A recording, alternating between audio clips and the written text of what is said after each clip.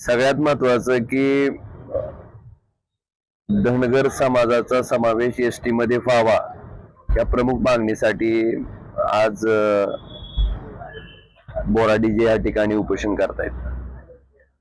आणि याच मागणीच्या अनुषंगानं मी स्वतः लोकसभेचा सदस्य झाल्याच्या नंतर लोकसभेमध्ये हा विषय मी 3 वेळेस त्या ठिकाणी उपस्थित केला होता। कारण एसटी मध्ये समावेश असलेल्या जी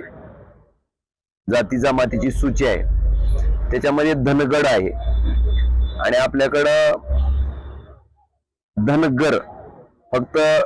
ड च र झाल्यामुळे त्या ठिकाणी फार मोठ्या प्रमाणात अन्याय या समाजावर होतोय आणि हा विषय लोकसभेत सुद्धा ह्याच पद्धतीने मी मांडला होता। एकदा नाही 3 वेळेस त्या ठिकाणी हा विषय मांडलेला आहे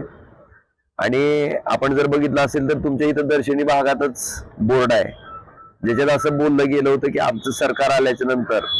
पहिल्या कॅबिनेटला त्या ठिकाणी आम्ही या समाजाचा जो काय तो निर्णय आम्ही घेऊ। इथं समोरच दर्शनी भागावर आहे आणि ती आज असं आहे की मीडियाच्या पुढे बोललेलं कुठं काही लपून राहत नाही, तुमच्याकडे रेकॉर्डेड राहत आहे, ती काही कोण झाकू शकत नाही। ती काही वृत्तपत्रातली बातमी नाही की बाबा वृत्तपत्र सापडत नाही आपल्याला त्या दिवशीच, ती लाईव्ह रेकॉर्ड आहे